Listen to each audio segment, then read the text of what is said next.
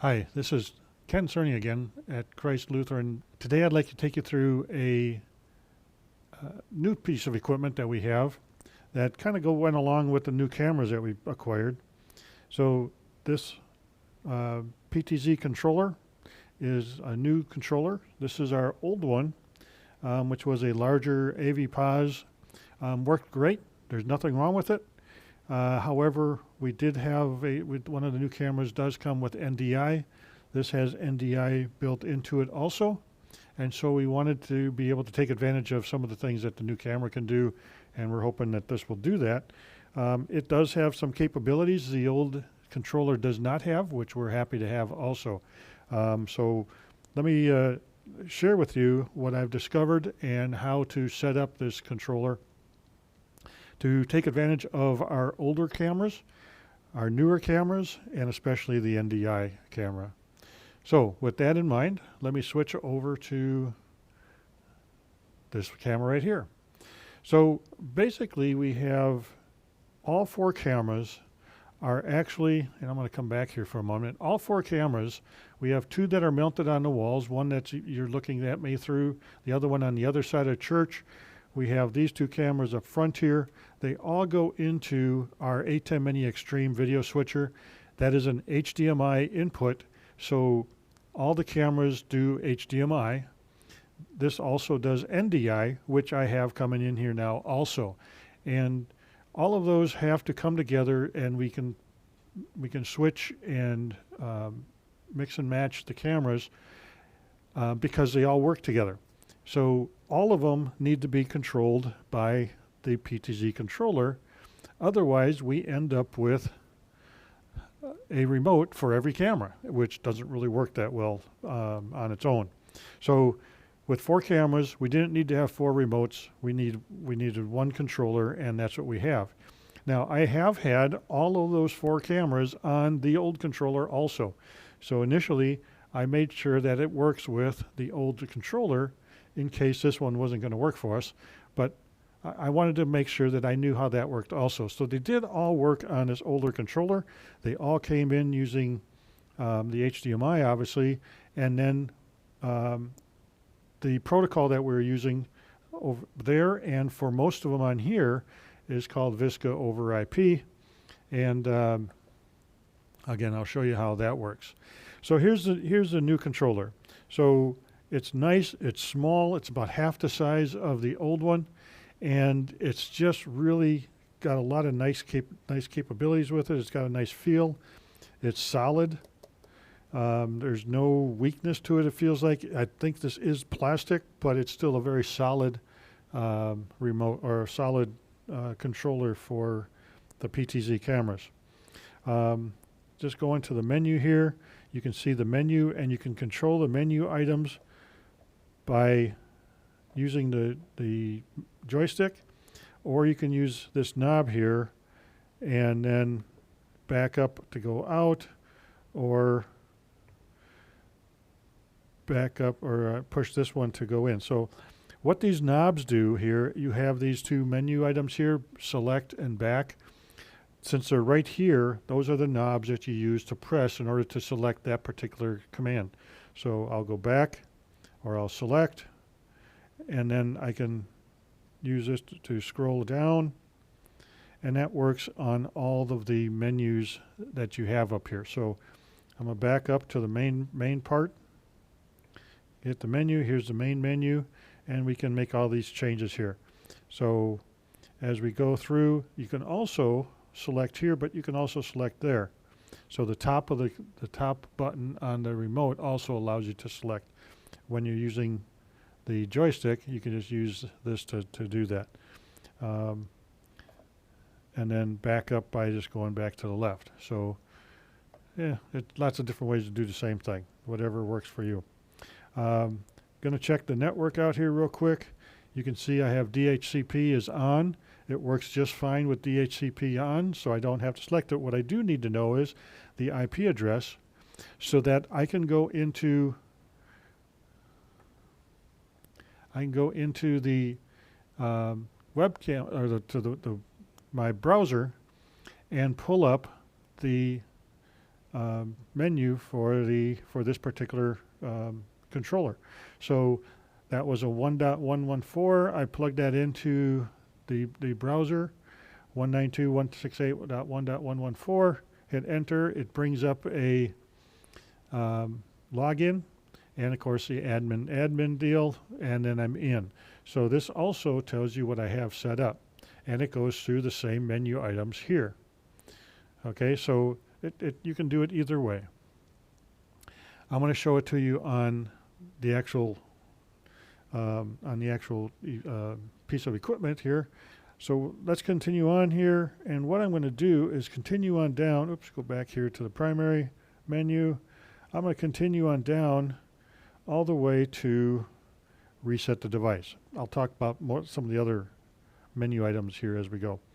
So I'm going to reset this device so I can show you how I set it up, and it really is pretty easy. All right, resetting the device. Now, the big thing is I want to have them set up so that they match pretty much what I have right now. Hi, I hope you're liking this video so far. If you are, please hit that subscribe button, hit that like button, and help us get through the algorithms so that more and more people will see this video and they can take advantage of it also. So as that is doing its update or resetting itself, what I want to do is I want to set up all 4 cameras so that all the presets go to the exact same spot, so that no matter what I'm doing, I can take any camera to the spot where they are, whatever is happening up by the altar, they're all going to go to the same spot. So preset 1 is going to be the same on all cameras, preset 2 is going to be the same location on all cameras, 3 and so forth. It makes it easier for us to remember where we're looking within the church, and for the volunteers that's really critical. They just need to know where they need to put the camera for the next piece that's coming up in the service. All right, so let me go back to the PTZ controller, and again, KC606N is the nomenclature for the controller. And as you can see, we have camera 1, but it's not set up on anything right now. Now here's those different menu items down here along the bottom. There's 4 options down on the pages, and that corresponds to each of the 4 knobs right below it. They all turn, and you can see the number will change on the PTZ speed. You can see that. And then on the zoom speed, I can increase and decrease that. And you can do that for each of the cameras. So I want to get my cameras in here. The easiest way, since I already have all 4 cameras have changed the IPs to static IPs addresses, and so therefore I can just hit a search. They're all plugged in, they're all on the network, and they're all connected, again, connected to the network, but they all have the same IP addresses. So here we have the search results for what they can find out there for the different protocols. So the first 4 are VSCA over IP, and that's what I'm going to use for 3 of them. I'm going to use NDI for the third or for the 4th one. So 1, 2, 3, 4. There's 4 cameras. I can come down here. And this one, by the way, I'll talk about that in a moment. There's 4, 5 ONVIF options. Again, these are all cameras or equipment that are on the network. And then I have the one NDI down here at the bottom, which is my NDI camera. So that's going to be real. That we'll get back to that in a minute. So I'm going to go up here and I'm going to use the VSCA over IP protocol for the first 3 cameras. So they are labeled 161 through 164. So I'm going to select the first one, which is going to be camera 1. Okay, so it wants me to do a device name. I'm going to select again. I'm going to add a 1 to camera. Select one more time. And now this one is the device list is going to be cam 1. So I'm going to select cam 1. And that basically corresponds to cam 1 right there. So that's all that is. Cam 1 is cam 1. So we'll select that. And it's saved. Now I'm going to do that with each one of these. So this is how fast this can go to set this up once they're all seen. And again, I changed every one of those cameras to a static IP that met the requirements on my network, and then it made it easy for me to know exactly which one is which. 162 is going to be camera 2. Put a 2 on there, select camera 2, and enter. That's number 3. That's the second one. Okay, 163 is camera 3.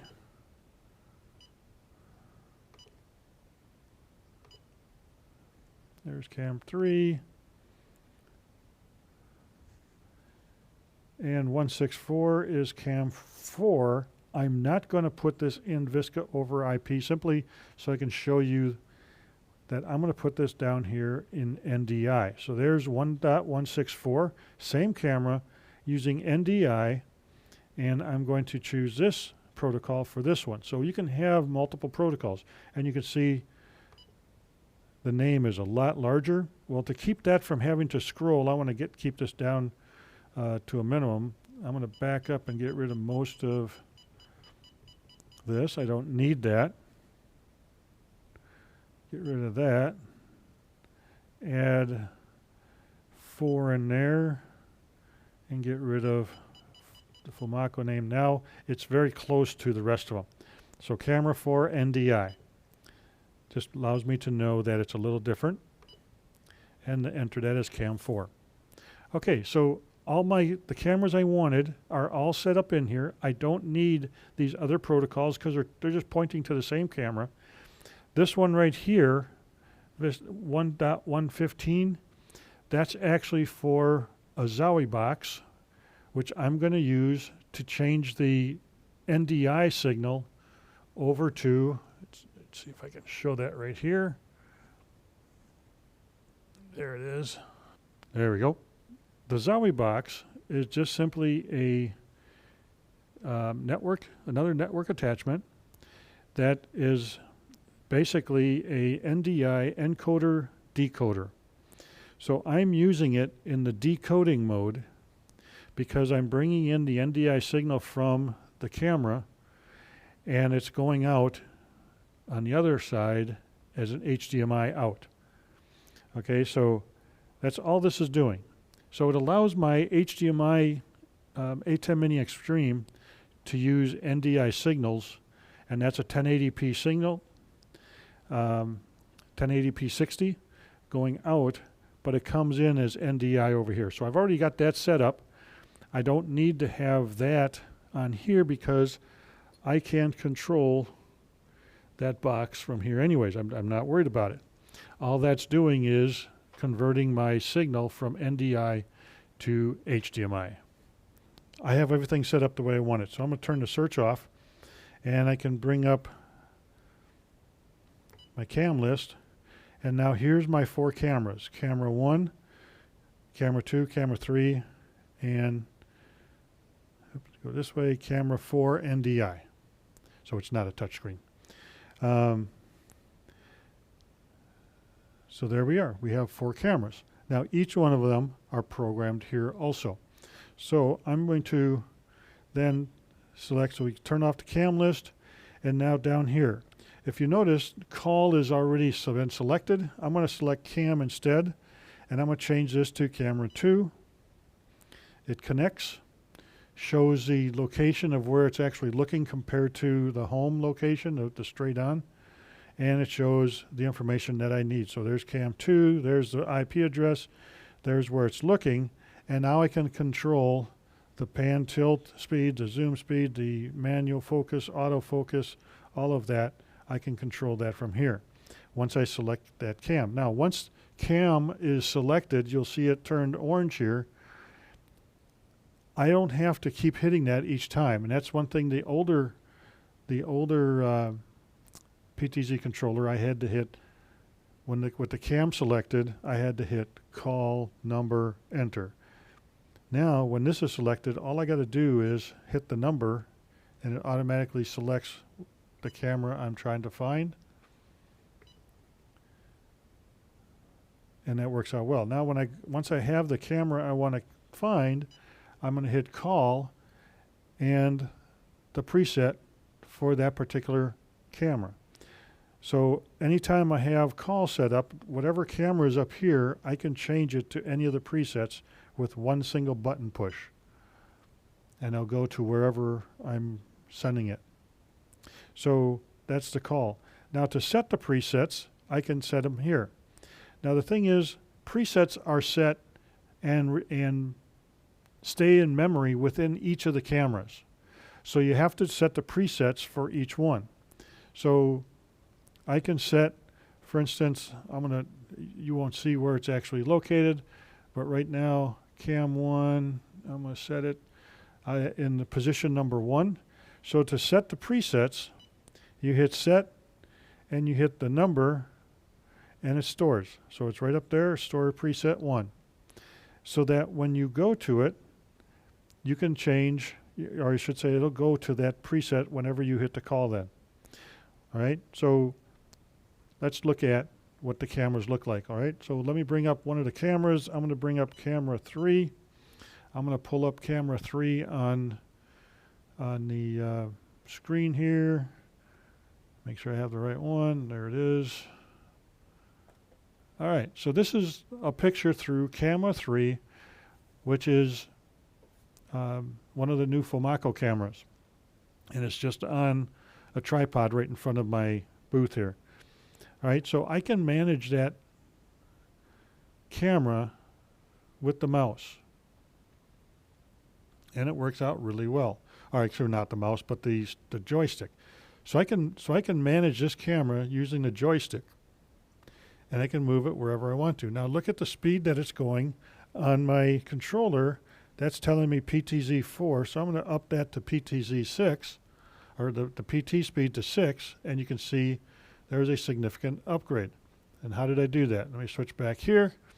As I'm moving the joystick back and forth to pan the camera, I can choose the PTZ speed here, PT speed here, and the zoom, focal zoom in also, and I can change that PT speed,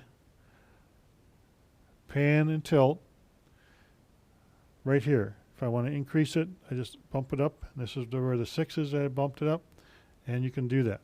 I'm going to show you this all in one in here in a moment. In fact, I can do that right now. So I'm going to go to my super source setup. There we go. So now you have me in camera 1. You have the preview, or the view of the PTZ controller, and then you have camera 3 on the top. And if I go cam 4 is on the bottom. Now cam 4 is a higher end camera. This is the KN20 by FoMaKo, and it's got kind of 2 speeds when you use this controller. So it's got a slower, when you just push it slightly. If I push it all the way, you can see it picks up speed. That same thing doesn't work with using the K20UH, which is the other FoMaKo camera. So it's basically, you can kind of go slow, and then all of a sudden, then it's there. So it's a little bit different speed controls. I kind of like this because it's a little bit more under control, it seems like, but it doesn't get there quite fast enough sometimes. So I kind of like the other one too. So the 2 cameras have different ways of managing that, but you can do that on either one using the mouse. Once I do a call, so if I call for camera 3, position 1, or preset 1, it immediately focuses in. Well, let's redo that. It's supposed to be focusing in on right there. So I'm going to come back over here, set 1. It's now set on that position. I'm assuming I might have bumped it or moved it around in the process, so maybe my presets are off a little bit. So let's see what call 2. Okay, call 2 should be right about there. So I'm going to come back up here to set, and I'm going to set 2. And then I'm going to set 3 where I know it's supposed to be, which is zoomed in. Oop. Went up a little bit high. Okay, there's set 3. So it's already set, and I just have to press their number. So now I can call 1, call 2, and call 3. So just by pressing a single button, I can do that. So let me go to cam 4, and I'm going to call 1. It's probably going to be off a little bit too. Yep, it's on the wrong place. So yeah, I moved both of these cameras around. So again, I'm going to set 1. Bring it over here to the altar. You can see how that speed really gets going too fast if I try to do it all with the joystick.